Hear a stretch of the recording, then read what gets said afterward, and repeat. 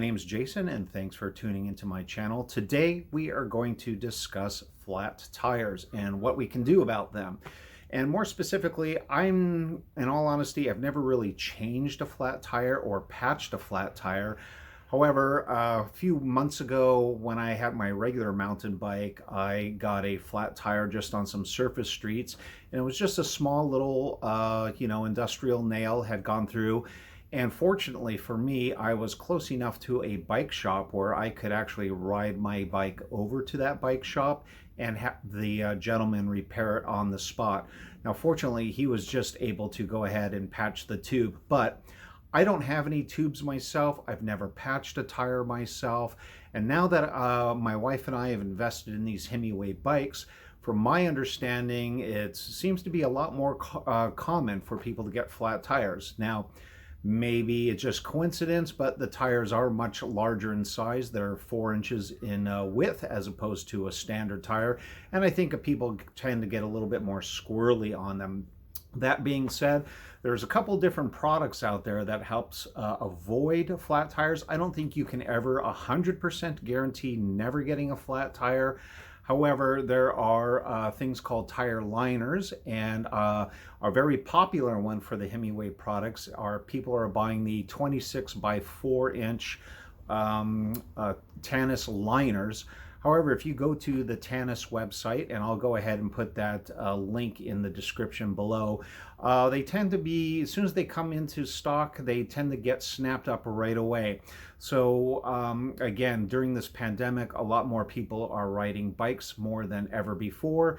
And because of the flat tire situation and people are just kind of hedging their bets, as soon as those things come in stock, they are snapped up immediately. And they aren't necessarily the cheapest things either. And not only do you get one, you get them, then you have to install them. That seems like a lot of work, and for all intents and purposes, my wife and I probably do more street cruising, that is sidewalks and paved asphalt, than we are going off-road and stuff like that. The other option you can get is a chemical additive, and there's a couple different products out there. One is called Slime, and I'll go ahead and put an Amazon link in the description below. And another product that people are talking about that I went ahead and picked up is this. It's called FlatOut, and it's basically the same premise as Slime, and I'll go ahead and put the link in the description below as well. However, it claims to be a little bit more of a superior product than Slime. In all honesty, I don't know. It claims to at least seal a puncture up to a ½ an inch in diameter. Now, that seems a little iffy to me. That being said, though, I'm willing to go ahead and give it a try. And what this is, it's a liquid additive that you actually inject into the tire. Well, you don't really inject it. We're going to go ahead and deflate the tire here in a second. We're going to, there's a tube in here that we're going to go ahead and attach to the bike stem, if you will, to the tube, and pump in a couple of ounces of this. Now, this bottle right here is 32 ounces. And it's recommended, I've done a lot of reading online, it's recommended that you put approximately 8 ounces per tire. So for this size bottle, you should be able to get at least 4 tires worth of additive put in. That being said, if you have more than 4 tires, excuse me, you can buy this in bulk or buy them in multi-packages, and the price does come down a little bit cheaper. Other than that, this formula, at least here reading the back of it, it claims to be easy to clean up. It never dries out inside the tire.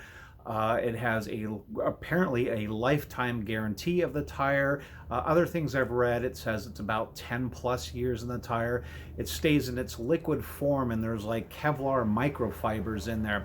So if you ever do get a puncture in your tire, the forced air, if you will go ahead and move that liquid to where the puncture is and kind of give it a temporary seal. It claims here on the back for travel trailers, lawnmowers, wheelbarrows, boat, horse, and utility trailers. Obviously, those tires are much more larger than these Himiways, but it's probably enough talking. Let's get right down to it and show you what I'm going to do. Okay, step number one, you can see I'm not taking my tire actually off the frame of the bike itself. I'm going to leave it in there only so it can hold the tire up. But we want to make sure that the stem, if you will, is towards the top of the tire. The reason is once we deflate the tire, we're going to attach a hose in here, and we are going to add our additive, and that additive is going to go ahead and flow down. We don't want the stem at the bottom because we want to make sure that the additive actually gets in, all 8 ounces of it actually get in. So first thing I'm going to do is go ahead and remove and make sure you don't lose these. We're going to go ahead and put this off to the side. Okay, step 2, following the instructions, we are not going to take the cap. Mind you, this cap actually is in 2 different parts. This cap is going to stay on. All we want to do is remove the very top part here by slowly pulling it out. And hopefully you should see a hose coming as well. I'm going to put this aside, but we basically want to pull this hose out as much as we possibly can right there, and you can see the substance here in its liquid form going back in. Next, right at the edge of this, there's a little tool, and this is what we're going to do to take our valve stem off, if you will, and we're going to attach it and turn it counterclockwise. Step 3 of our process is I take the cap tool and I've inverted it, and without a lot of pressure, I've pushed it very slightly up into where our valve stem is, and I want to make sure that I don't jam it up there or press too hard and cause any damage. But apparently, once it's in there, we're going to rotate it counterclockwise, and I just felt it give just a little bit right now, and I'm going to go a little slow, and I can hear the air coming out. I'm just going to keep turning until I can get that valve stem out. I don't want to pull or yank.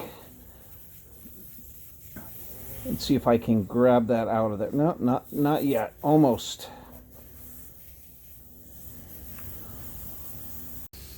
Okay. As you can see, I've removed the valve stem right here, and it's still in the tool itself. I'm just going to go ahead and leave that in there. In the meantime, I did pause the camera because there was a rush of air coming out of there, and I didn't want you guys to hear it. But the tire, for all intents and purposes right now, is out of air. So next up, should get, say, step number 4. We're going to go ahead and take our tube, and we're going to... I'm going to need 2 hands for a second. As you can see, I have the tube now attached to the bike stem right now. I'm just going to kind of turn this a little bit upwards, and now I'm going to squeeze, and I'm going to try to do my best to guess what about 8 ounces is. And that would be 1/4 of this bottle. I'm going to go a little bit more. And I think that's good right about, well, I'll give it a little bit more squeeze. And I think that's probably good right there. That's a good 8 ounces or so. I'm going to go ahead and remove this. Next, we're going to go ahead and screw the stem back into this opening right here. Okay, as you see, I still have the attachment right here. I'm going to go ahead and just slowly push this in. And this time now, obviously, I'm going to go clockwise instead of counterclockwise. And we're going to screw that back in. Okay, I went ahead and screwed that in, not over tightening it, but I can see that the actual stem is starting to spin. Or have a little torque to it, so I think I'm pretty much done. I'm going to slowly pull this back out and go ahead and cap my hose back up. And for all intents and purposes, we're ready to pump this tire back up.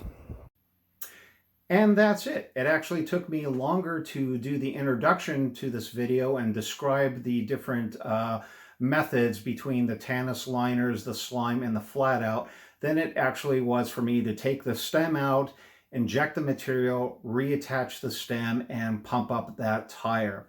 So let me go ahead and finish off with two last points.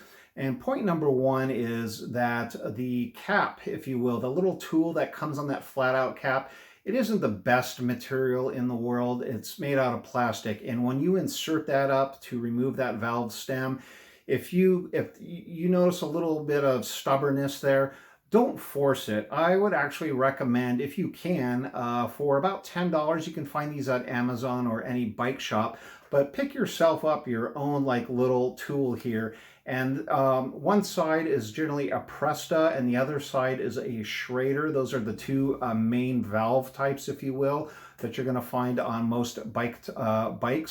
As far as the Himiway goes, it is indeed a Schrader, and this is a metal material, and you know it's a lot stronger than that plastic piece is. So go ahead and invest in this, especially if you have other bikes. It's a tool that you're going to probably use time and time again. Number two, pump up your tires to what makes you feel comfortable. On the Himiways, they're recommended to no more than 30 psi.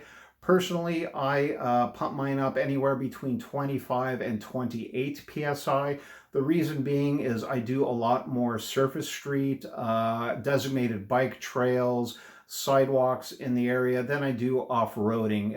Again, if you're going to do mountain biking or you know, rocky terrain or something more dirt, you're going to probably lessen that up so you get a little bit more grip. But other than that, I hope you found this little tutorial very helpful and beneficial to you guys. And again, it's not going to eliminate all punctures or eliminate all flat tires, but it should help, you know, slow them down in case you're out in the middle of nowhere. It should be able to get you back to civilization where you can actually do a proper mending if so need be. You know, again, this isn't meant to solve everything, but on these type of bikes, I think that the investment of a little bit of money is going to really get you out of a pickle more times than not. So with that, again, my name is Jason, and thank you for watching.